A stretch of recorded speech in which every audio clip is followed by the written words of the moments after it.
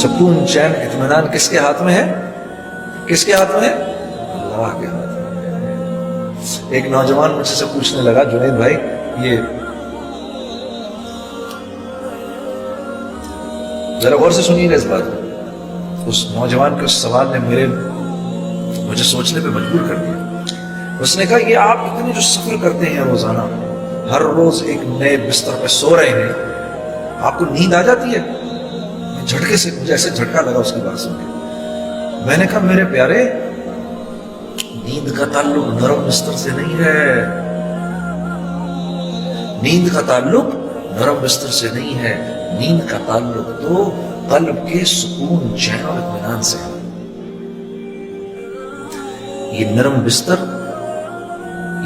بستر ایک پرسکون نیند کی شکل ہے، شکل، لیکن یہ پرسکون نیند دے نہیں سکتا۔ یہ بڑا گھر، خوبصورت سا محل نما گھر، یہ ایک کامیاب زندگی کی شکل ہے، لیکن کامیاب زندگی سے اس کا کوئی تعلق نہیں ہے۔ یہ بڑی سی گاڑی ایک کامیاب زندگی کی شکل ہے، لیکن کامیابی سے اس کا کوئی تعلق نہیں ہے۔ یہ مال ایک کامیاب زندگی کی شکل ہے، صرف کامیابی سے اس کا کوئی تعلق نہیں ہے۔ محنت سے مال نہیں ملتا، مال سے چیزیں نہیں آتی، چیزوں میں راحت نہیں ہے، راحت اللہ کے امر میں۔ ہاں، ایک باپ ہے، اس کے 10 بیٹے ہیں، 10 کے 10 فرما بردار ہیں، تو وہ اپنی جھونپڑی میں جنت کے اندر ہے۔ اور ایک آدمی ہے، اس کی ایک بیٹی ہے لیکن ناگن ہے، تو وہ محل کے اندر دوزخ کے اندر ہے۔ یہ ٹورانٹو کا شہر ہے۔ اسی ٹورانٹو کے شہر کے اندر مجھے آج بھی یاد ہے 1992 کی وہ قصہ، وہ آج بھی میری آنکھوں کے سامنے گھوم رہا ہے۔ ہم یہاں پر شو کر رہے تھے،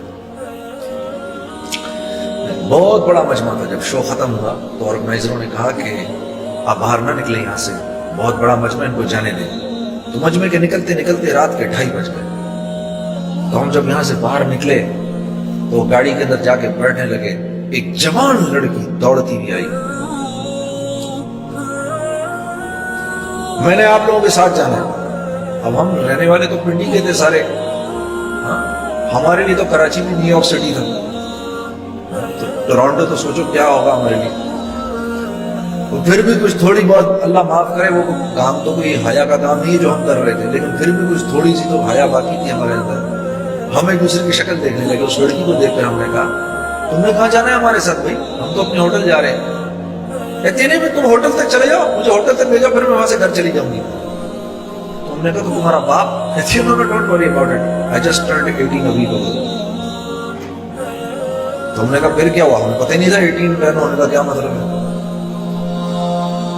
ہم نے کہا پھر اس سے کیا فرق پڑتا ہے؟ کہا وہ کہنے لگی last week when I turned 18 I went to the night club, I came back at 4:30 in the morning, my father didn't open up the door, I just called the police, so there's no problem۔ اب یقین کرو یہ پورا کا پورا واقعہ مجھے آج تک یاد ہے۔ 16 سال اس واقعے کو ہو گئے، 17 سال اس واقعے کو ہو گئے ہیں۔ اس لڑکی کی ایک ایک بات مجھے ابھی تک یاد ہے، اور میں صرف یہ سوچ رہا تھا، صرف اتنا سوچ رہا تھا کہ اگر میری بہن یہ کرے تو میرے باپ کا کیا حشر ہو، اور اب یہ سوچتا ہوں اگر میری بیٹی یہ کرے تو میرا کیا حشر ہو۔ لیکن قصور اس بچی کا نہیں ہے، قصور اس بچی کا نہیں ہے، قصور ان ماں باپ کا ہے جنہوں نے خود زندگی میں دین لانے کی کوئی محنت نہیں کی، تو وہ اولاد کو کیا سکھاتے ہیں؟ میرے دوستو، یہ جن لوگوں میں آپ رہتے ہیں، اگر ان میں آپ عزت چاہتے ہیں تو آپ کو محمد صلی اللہ علیہ وسلم کی زندگی پر چلنا